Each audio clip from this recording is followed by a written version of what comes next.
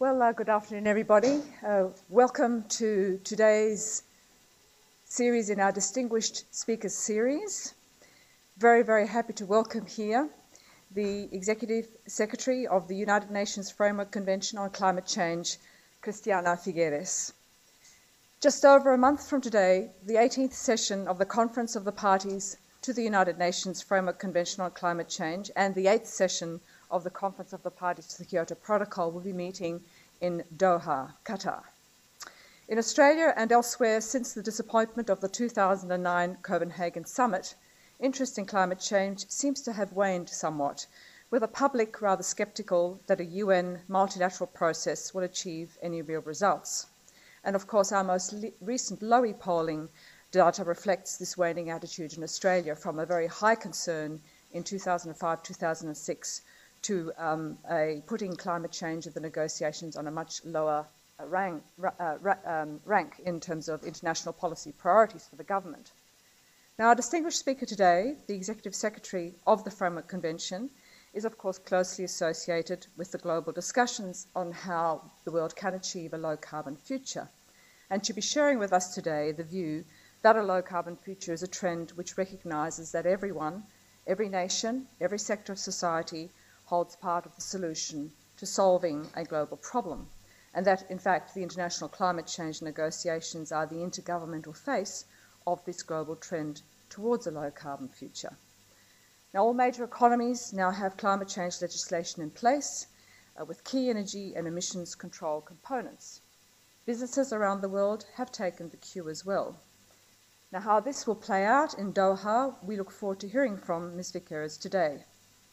She was appointed as Executive Secretary of the Framework Convention by UN Secretary-General Ban Ki-moon on the 17th of May 2010. Ms. Figueres has been involved in climate change negotiations since 1995. She was a member of the Costa Rican negotiating team and represented Latin America and the Caribbean on the Executive Board of the Clean Development Mechanism in 2007, before being elected Vice President of the Bureau of the Conference of the Parties from 2008 to 2009. In 1995, she also founded the Center for Sustainable Development of the Americas, a non-profit think tank for climate change policy and capacity building, which she directed until 2003. Ms. Figueres is a widely published author on the design of climate solutions and has been a frequent advisor to the private sector on how to play a leadership role in mitigation. She holds a master's degree in anthropology from the London School of Economics and a certificate in organisational development from Georgetown University. Before I welcome her to the podium, may I please remind you to turn your mobile phones to silent or to turn them off altogether. There are a lot of you in the room today, which is great to see, but if all your telephones go off at once, that could be rather distracting for our speaker and for our guests today. Please welcome to the podium Ms. Christiana Figueres.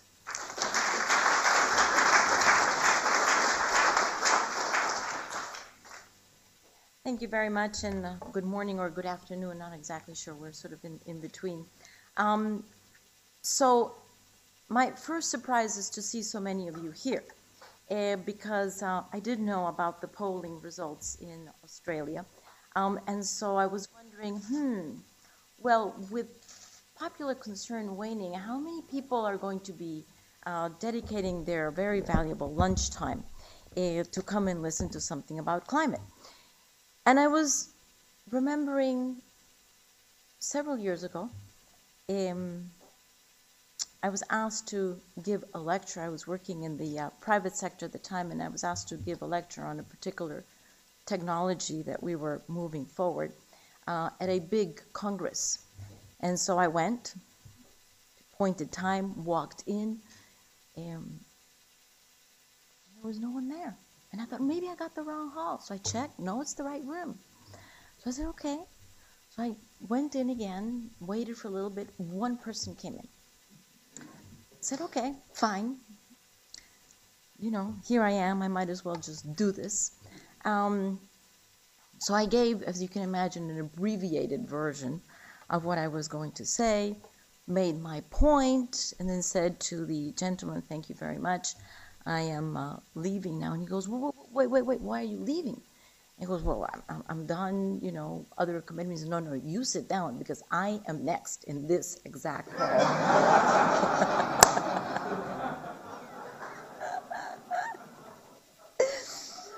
So, thank you for not putting me in that situation today.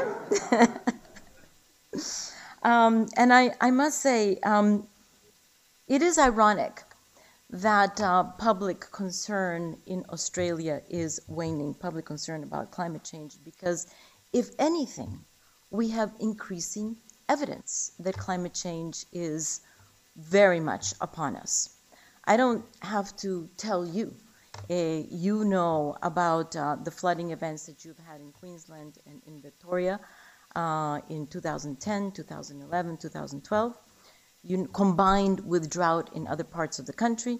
You know about the water scarcity that you've had. You know about the fires that are increasing in intensity and in frequency. So Australia joins other countries in witnessing the increasing effects of climate change. And from a global perspective, it's very, very clear that climate is no longer just an environmental problem for ministries of environment. It's very clear that climate is actually the amplifier and the multiplier of many of the global crises that we are affecting, be they population growth, be they strain on water, be it food scarcity, energy insecurity, you name it. The fact is that if we allow climate change to go unchecked, it could well wipe out all the development that we've had in the past 25 years, in particular, but not only in developing countries. So at the same time, is this a doom and gloom scenario? No, because at the same time, the good news of that is that climate change also represents the greatest opportunity that we have had in decades. Because if we successfully address climate change, we will be accelerating an anyway unavoidable energy revolution, the likes of which we have never seen. So the question that we need to answer is, so are we successfully addressing climate change? And to answer that question, I would like to first confirm a painful fact and then correct two misperceptions.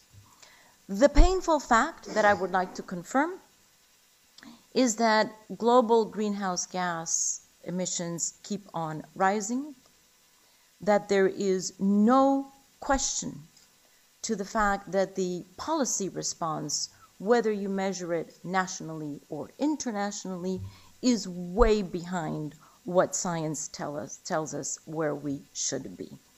So that is an incontrovertible fact. Now, at the same time, let me correct two misperceptions. And the first is that nothing is happening at the global level to address climate change. Today, being United Nations, I have to stand up for the United Nations, so it won't surprise you that I will. And second misconception that I would like to correct is that at the national level, only Australia is doing something, and it is out there, you know, in the lonely desert, the only country doing something. So let me take one by one. At the global level, well, I'm sure you all read, and some of you may still even feel the pain of Copenhagen. How many still feel the pain of Copenhagen? Okay. Well, we're with you. We're definitely with you. And the press, of course, was quite effective in distributing, disseminating, and amplifying the effects of the Copenhagen conference. What the press has been less effective about is actually communicating in an effective way the fact that the climate change process at the global level has progressed more over the past 3 years than it did over the past 10 years. Now you'll say, well, that's comparing 0 to 0. No, that's not comparing 0 to 0. And let me tell you why. Well, first, we do have a commitment, and I'm going to start small, micro, and then go out. We do have a commitment from all governments that there will be a second commitment period to the Kyoto Protocol to start in January of 2013. What governments are still struggling with this year, but they have to finalize that discussion by Doha at the end of this year, is what are the rules going to be for that second commitment period? What are the rules of the game going to be? Not if there's going to be a second commitment period, but how is it going to be applied? So we will have a second commitment period.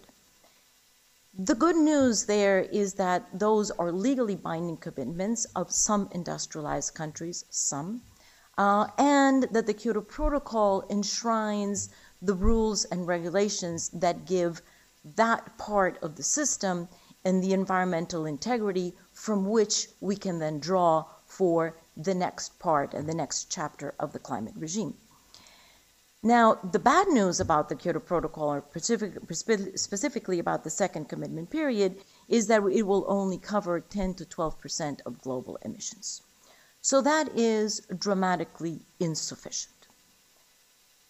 Second step that the governments have made, recognizing that the Kyoto Protocol will only cover a very small amount of emissions, they have then gone forward in Copenhagen and after to put in voluntary pledges of mitigation. So we have all industrialized countries, and I think you know why I underline all industrialized countries have made pledges of how much they are going to reduce by the year 2020, and without any legal or historical responsibility, we already have 49 developing countries that have also come forward and made a public pledge with respect to their mitigation.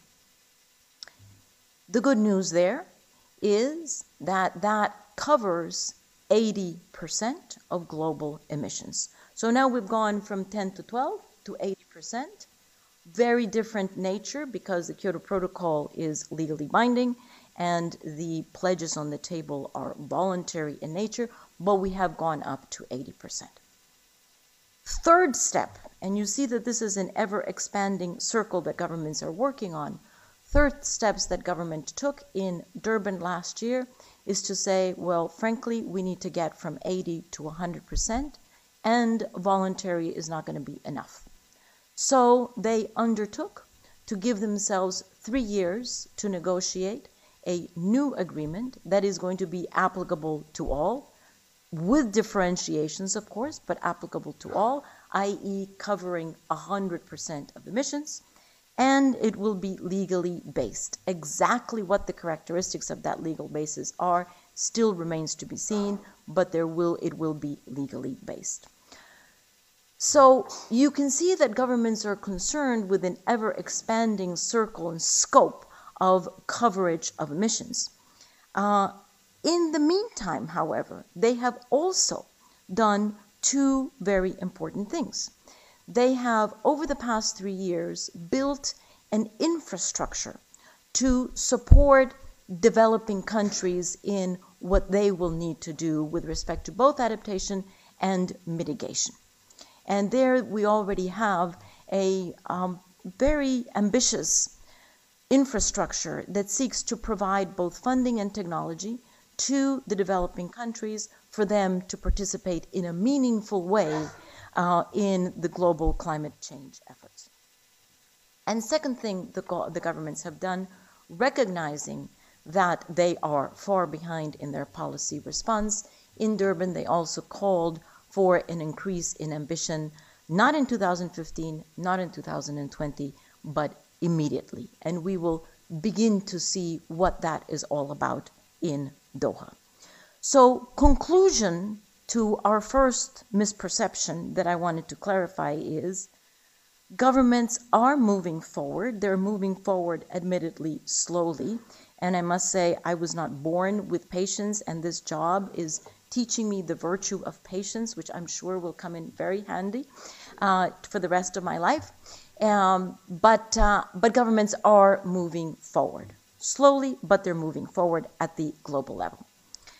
The second misperception that I wanted to address with you is the thought that only Australia is doing something. Well, nothing could be further from reality. Let me just point out to you that, in fact, every single one of Australia's top trading partners has already some kind of regulation, legislation, carbon price, something already in place. And let me go through some of those examples for you. And of course, we start with the country that we all need to learn the language of because it will control the world in about 2 minutes, China. So China already has a voluntary scheme in place. It has a pilot emissions trading scheme in 7 of the largest cities and regions. And you know, when you say 7 large cities in China, you know what we're talking about. And those will actually move forward into a national trading scheme 5 years from now. Even the pilot schemes that are already in the making, actually, when compared to how much they cover in emissions compared to what the Australian price mechanism covers, it covers 2 times as much emissions as the Australian mechanism. So China is definitely moving forward, let alone recognizing the fact that China is already today the leader in renewable energies. China is #1 in the world in solar panel manufacturing. China is #1 in the world in installed wind capacity, #2 in the world in wind manufacturing, and will soon be #1. China, when China says they're going to do something, they not only do it, they exceed. They meet and exceed their targets. And under the 12th five-year plan of China, their pledge is to cut their emissions GDP by 40 to 45% below the 2005 level by 2020. You can very much count on China actually meeting and exceeding that. The United States, that we all like to pound on, the United States does have a voluntary pledge of 17% reduction below 2005 levels by 2020. It is buttressed not by legislation, because there is no political public support for that yet. Let's see what happens after November 6th. But it is buttressed by regulation on both the power sector and the transportation sector in the United States. And we have the Regional Greenhouse Gas Initiative, RGGI, and the California scheme that are already moving forward with emissions trading in the United States. Just about 3 hours ago, I just arrived from Korea. Very impressive. Korea is taking an indisputable leadership position in what they call green growth. Just yesterday, before we left, they inaugurated their GGGI, try to say that, Global Green Growth Institute, that is leading the way not only in being the think tank and the analysis center for Korea's green growth, but actually reaching out to other countries that are interested in accelerating the transformation and helping them to do that. Korea has a national pledge of 30% reduction under its business as usual. The European Union, you all know, that is the most well-established emissions trading scheme, covering 40% of their emissions, and they have a target of 21% below. India, trading planned for 2014, also with an impressive reduction target. Singapore. I was just in Singapore before Korea. You see, I collect countries that are actually leading on climate. Singapore, a very, very impressive, tiny. Singapore is 710 square kilometers, okay? It is a city-state, a low-lying city-state. It has no viable renewable energy, none. It is an island, but they don't have enough sun. They don't have wind. They don't have enough tide to have tide energy. They have no viable renewable energy whatsoever. Despite that, Singapore has taken a pledge of 7 to 11% reduction by 2020 and going all the way up to 16 if everybody else is playing the game.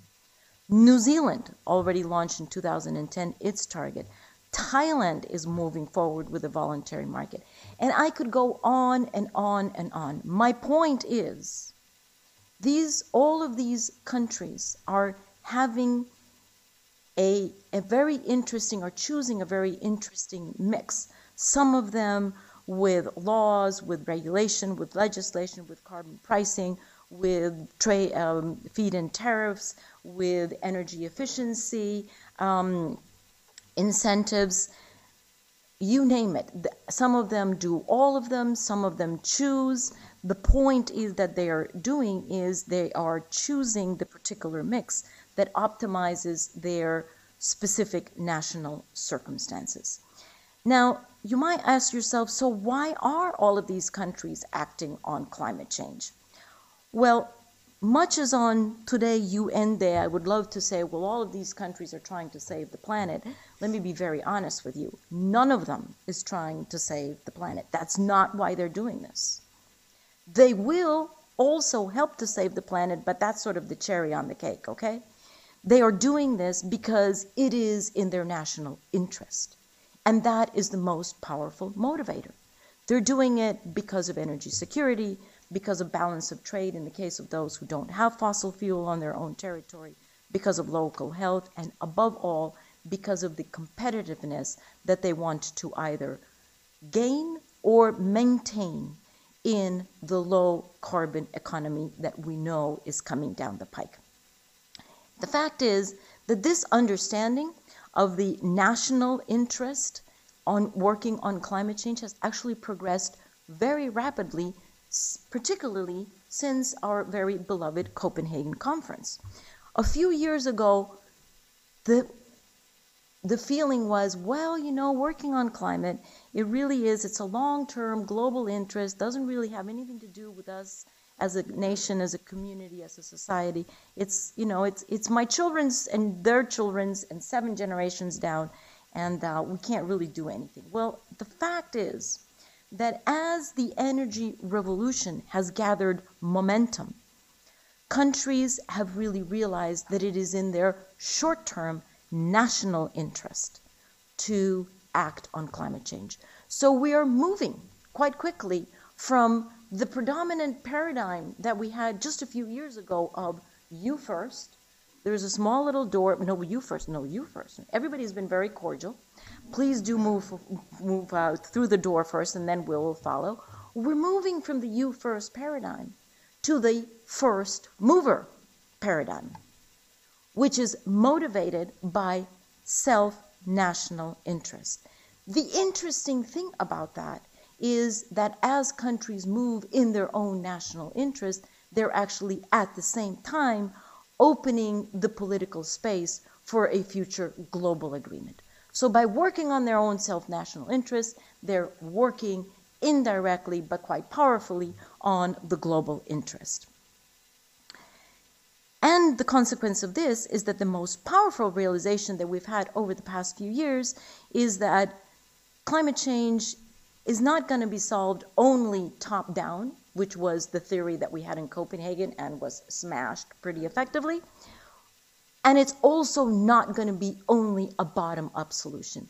It is going to be the combination of the two. And in fact, it is going to be the concurrent efforts that reinforce each other and spiral up toward the transformation that we all know is coming.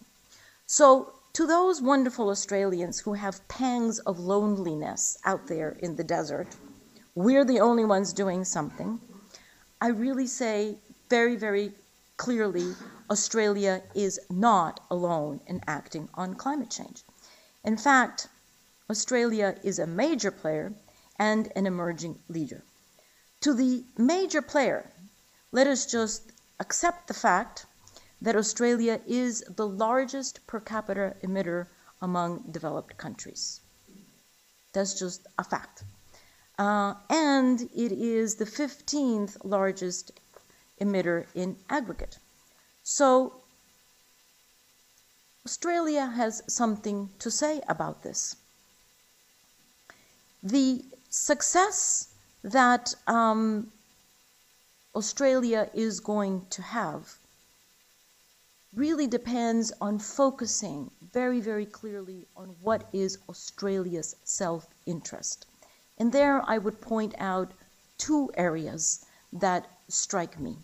First, to jumpstart the national economic transformation that is coming, will come at a global level, at a time in which the costs are still manageable and the benefits foreseeable. And secondly, to position Australia, a country blessed with renewable energy capacity, to position Australia as a technology provider for that economy that is coming, stimulating job growth and harnessing economic development opportunities in growth sectors. Now, as Australia pursues those national interests, at the same time, I must say, Australia's pursuit of their national interest also has global impacts, because it allows Australia to integrate competitively with those countries that are already acting. It allows Australia to encourage those that are lagging, to give a stronger position that really helps shape the response, and finally, to strengthen the global response to tackle climate change. Australia is dealing here with both its influence on the national level, on the international level, and the effectiveness of its clean energy future policy. And it is very clear that the effectiveness of its international influence will be highly determined by the success that it has in the clean energy future policy. So it's not surprising that the world is looking very closely to see how Australia succeeds, progresses and succeeds with its clean energy policy. Now, I would not be able to sit down if I didn't bring up one more issue, and that is Australia's participation in the Kyoto Protocol. I would not be true to myself if I didn't call your attention to the fact that the national and the global levels of action for Australia, but for any other country, are intimately linked. So while I fully respect the fact that the Australian government is still considering its participation in the Kyoto Protocol, let me make a couple of points about that. Number one, Australia, as we know, is already very vulnerable to climate change. And no matter how fantastic the clean energy future policy is, climate cannot be solved by Australia alone.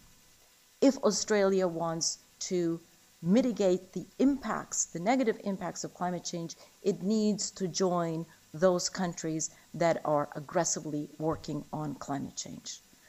So, for good company's sake, and to really bring about the global solution that needs to occur. Secondly, Australia, through its clean energy policy, has already positioned itself very, very wisely for the Kyoto Protocol. Already. And thirdly, having done that, having positioned itself so well for the Kyoto Protocol, I would not understand why Australia wouldn't want to benefit from the international recognition that would come from taking the same national resolve to the international level through the Kyoto Protocol. So, ladies and gentlemen, let me conclude, not just by challenging Australia. You'll have to know I never ever give a public speech without challenging the audience, and actually, considering everything that Australia is doing, my challenge to you is quite quite pale because I can challenge people much more vigorously than that. But let me finish by congratulating Australia for its really very visionary clean energy future policy that will contribute to making low carbon living the norm and not the novelty that it is now.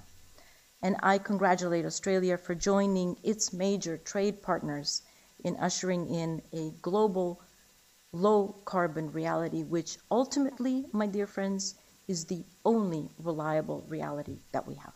Thank you.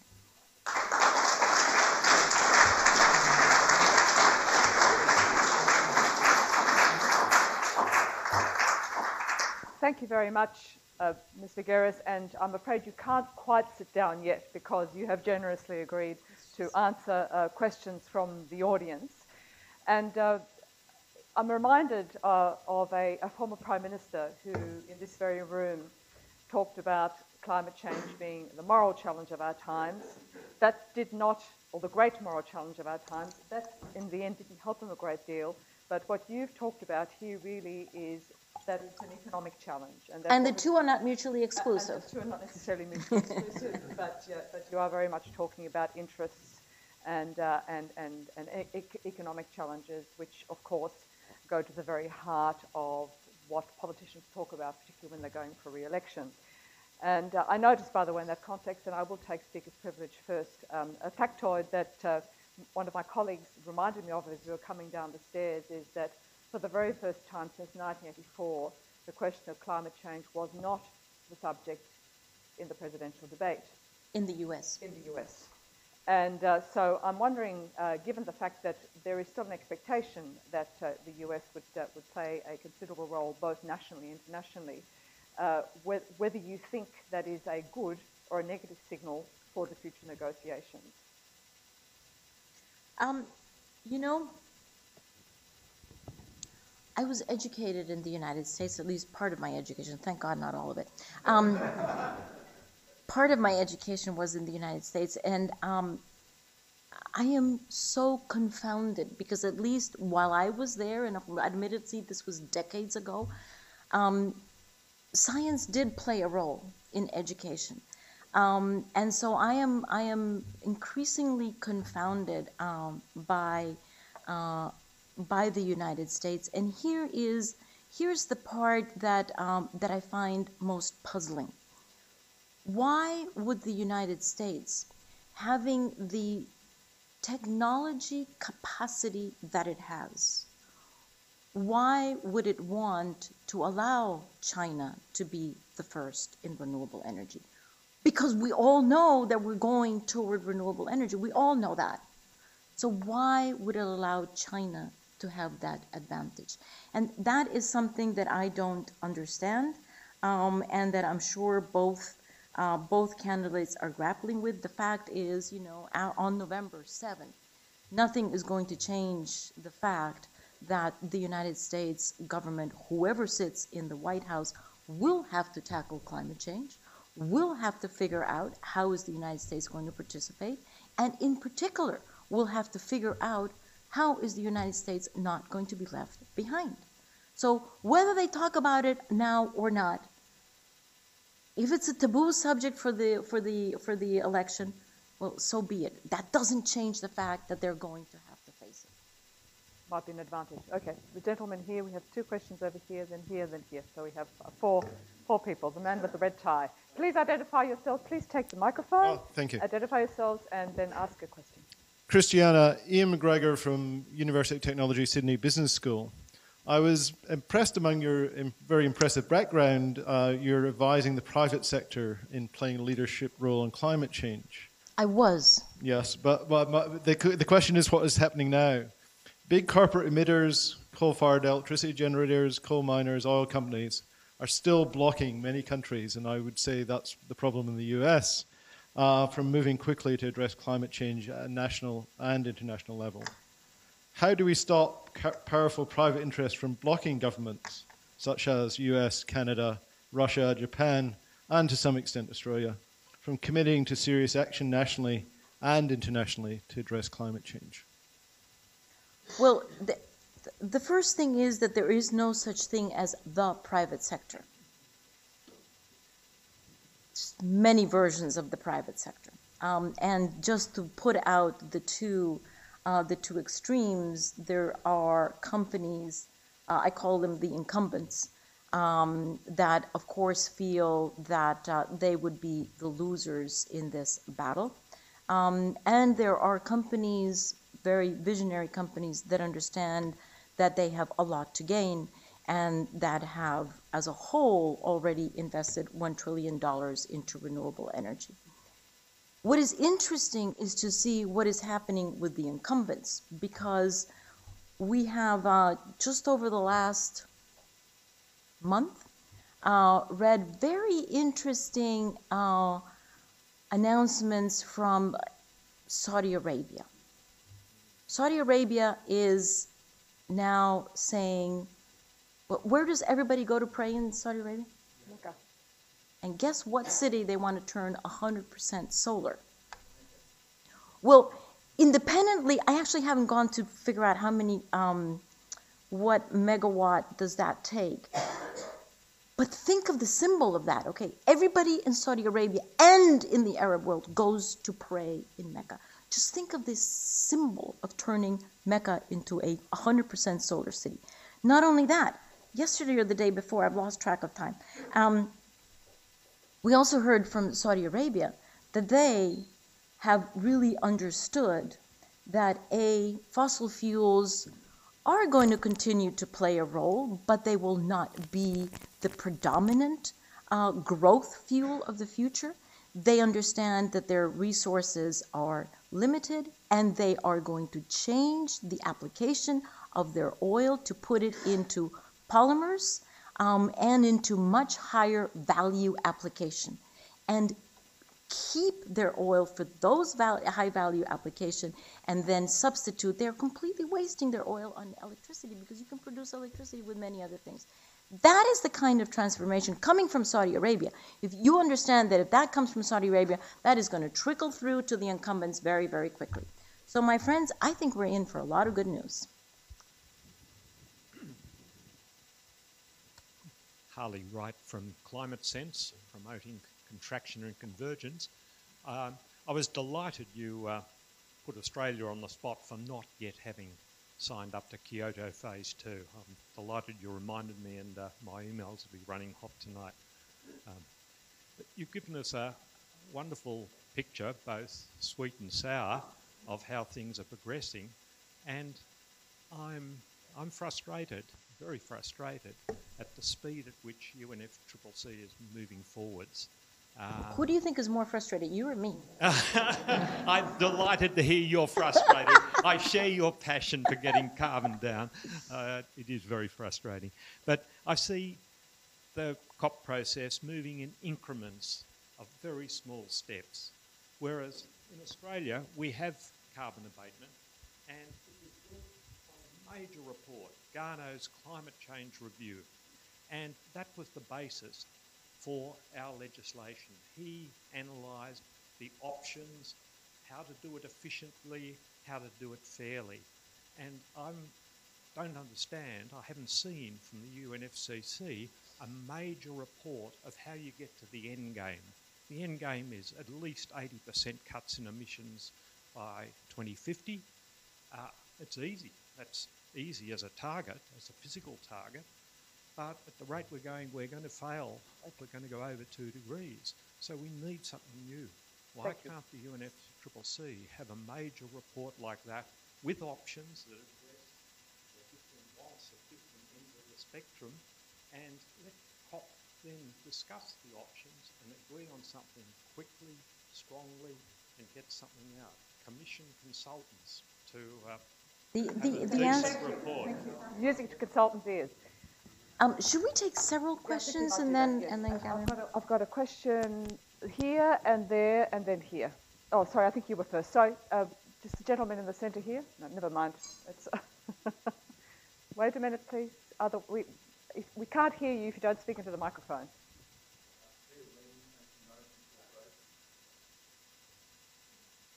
Helps if it's on, yes. Ween Ocean Nourishment Corporation. I'd have to say, as an Australian, I remain embarrassed to be an Australian because of our performance in this space. In this beautiful country? Yes, in this space only. I love Australia. Not as embarrassed as I used to be, I'd have to say. But we have the skills, we have the knowledge, we have the education to export and set a real leadership example in this space. You know, we have a very large ocean and land mass, and we underutilise it in terms of what it could be doing for us, particularly in the space of blue carbon. We really seem to now, if we turn to the world stage, seem to have lost sight of the certified emission reduction part of this mechanism for carbon trading and carbon credits. And because they're the most socially responsible of the particular types of emission reductions and credits, I'm wondering whether we should just refocus the emphasis. As all these countries are doing their own thing, they're not looking at the global problem, and maybe CERs can help a bit more. We'll take one more question before I ask you to respond, and the gentleman here, and then you're next. Thank you. John Allen. How do we address what I think is the major issue, that China's increasing energy needs will continue to rely on approximately 70% of its production from coal? I mean, they may be the leaders in the renewable energy space, but that's addressing the growth in their energy needs, not necessarily the underlying foundation. And to me, that's the elephant in the room. Thank you. One more? If you like, we can take one more. Just over here then.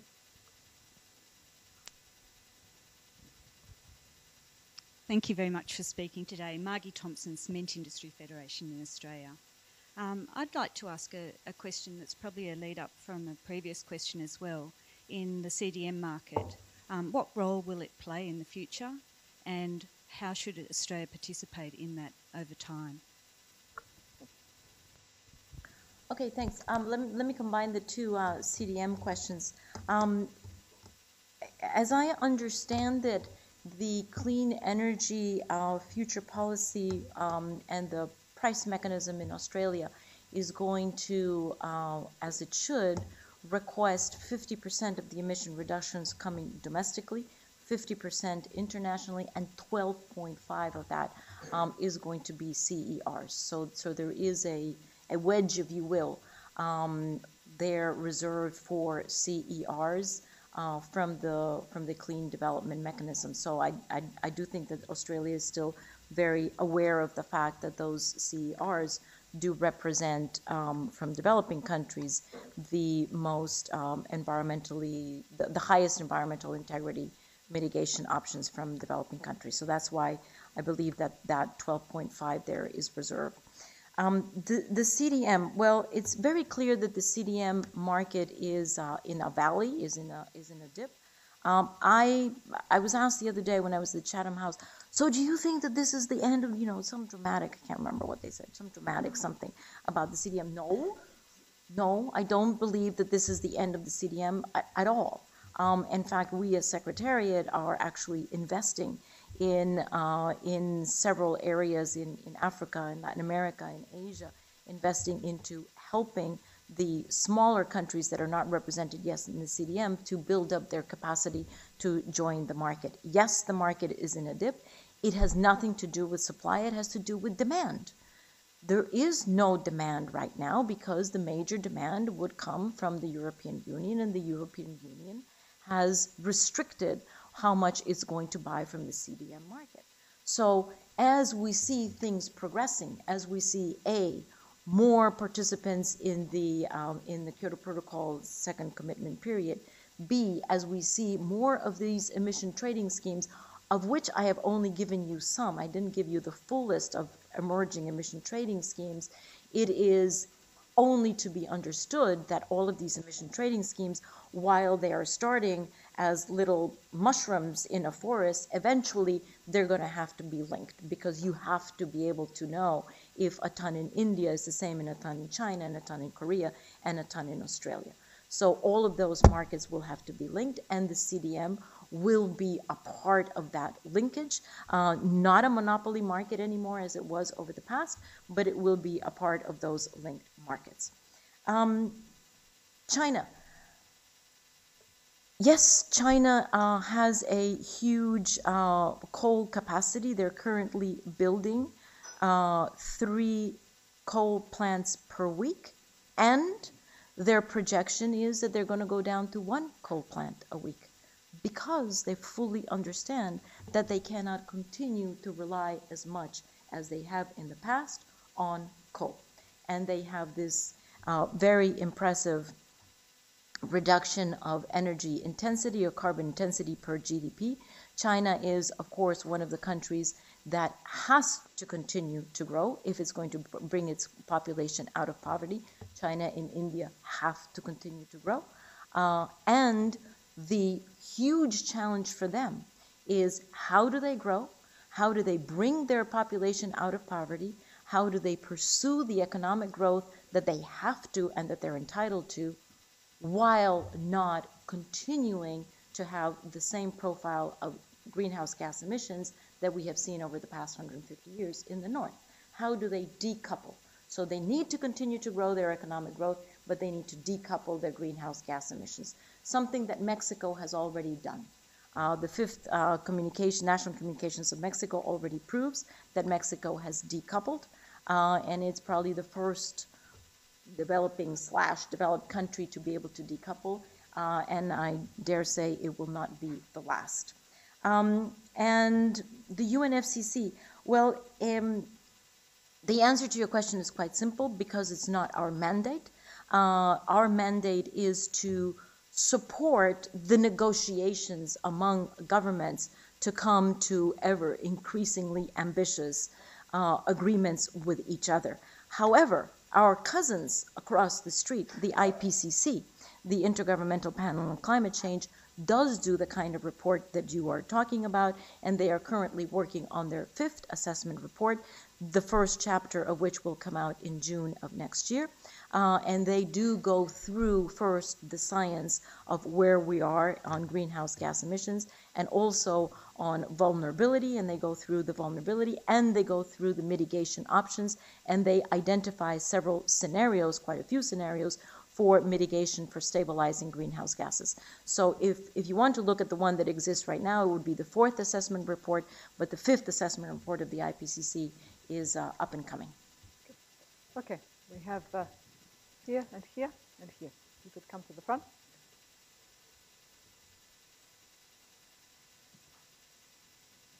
Gentleman here. Please put your hand up clearly so we can see him. Thank you. My name is Pavel Vanishkin, and I work for the Russian News Agency TASS. I've got a question about For the Russian News Agency TASS, TASS. Okay. I'd like to ask you, what do you think about nuclear energy? Is it the viable alternative in this future world? It doesn't have any green emission gas problems. What do you personally think about? Do you like it? Thanks. Thank you. Well, and let's ask Fukushima. And then the lady here on the right, and then you. Hi, my name is Natasha. I'm from the Australian Youth Climate Coalition. Thank you for always being so supportive of the youth constituency at the UNFCCC process. We appreciate you dancing with us when we ask you to. I guess I wanted to ask, what do you personally think is the most effective way for A, young people to engage in Australia with the negotiations, and B, as part of the official youth constituency at the negotiations? Thank you. And let me help you. I'm Sam, and I'm with AYCC too. I wanted to know how much capacity you thought Australia had to change some of the views of the other countries within the umbrella group on signing on to the 2nd phase of Kyoto Protocol, as we're the chair of that. Thank you. And we seem to like 4 questions. Anyone else like to ask a question to make it 4? Yes, the gentleman here. Howard, just a private citizen.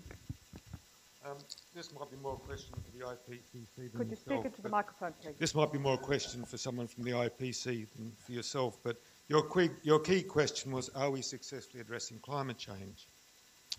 So my question relates to timeliness. The laws of nature don't negotiate or compromise, and unlike you, they will not learn patience. So with our current progress of negotiation and discussions in reducing emissions, how bad are climate events likely to get before we start to reduce the overall problem?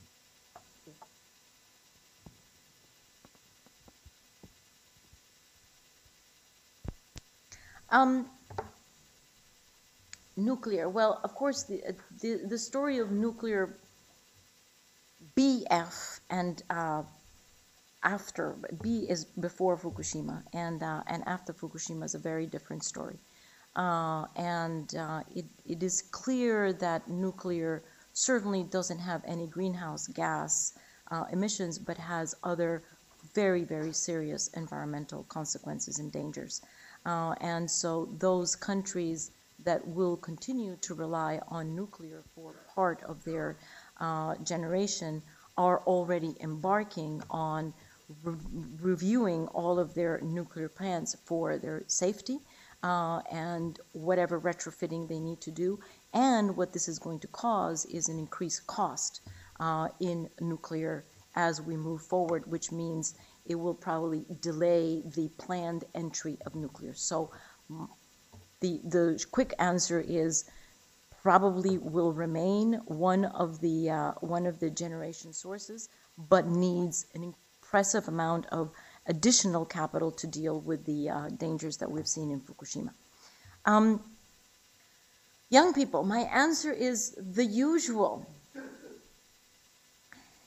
I always welcome you to the COP, as you know. And I think your participation in the COP, the value of your participation in the COP is the networking that you can do with other young people and with other constituencies that are at the COP. And you do that extraordinarily well. My request to you has always been that in addition to doing that, that you look for opportunities to have the conversation that you would like to have at home, because every single delegation gets to the COP with a collar, as I call it, of a position. They know what their entry is and they know how much they can go off. And they can't move from that. So you really need to have that conversation at home. And I am certain that, that in putting forward the clean energy policy in Australia, there is a constant reach out to the various constituencies to really get a consensus as to how Australia can continue to move forward. On CP2, yes, Australia is the chair, has done, I would say, an extraordinary job as chair of the umbrella group. It is not an easy group to chair. I certainly would not want to be in Australia's shoes, but here is the important thing to remember. Every country needs to make these decisions on their own. Every country needs to understand what their national circumstances are, what their risks and vulnerabilities are, what their opportunities are, and how do they optimize that for their own self-interest. There is no such thing as one country putting a pistol to another country's head and saying, you must.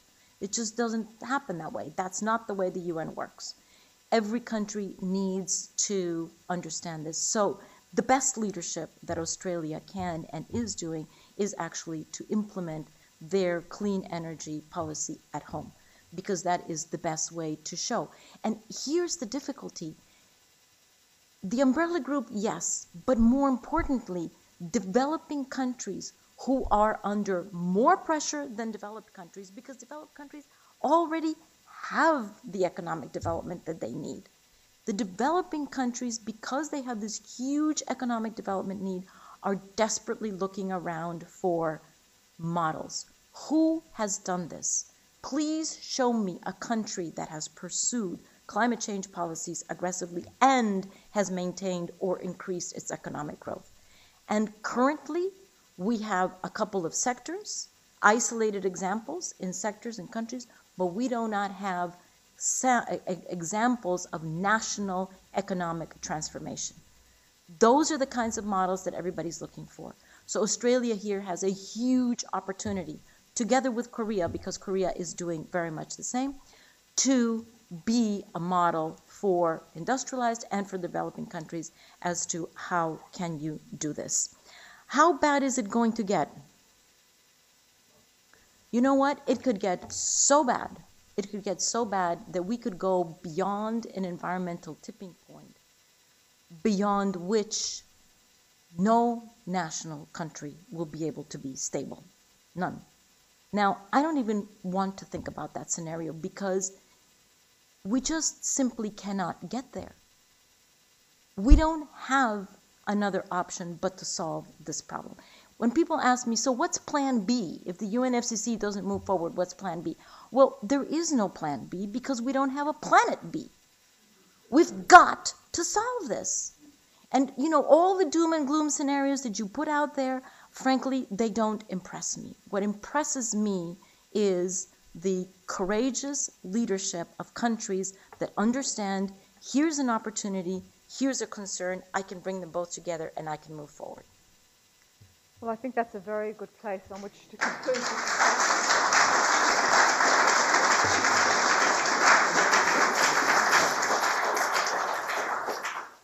I think this has been a terrific exchange. So thank you very much, first of all, for coming here and speaking to us, spending time with us, and also for engaging wonderfully with the audience and answering their questions and discussing things with them. It's been a terrific afternoon. So I want to thank you very much for coming and talking to us, for engaging with us. I want to wish you all the best for the rest of your time in Australia, and of course in a month's time, all the very, very best for Doha. Yes, indeed. Yes, thank you. Thank you. Thank you.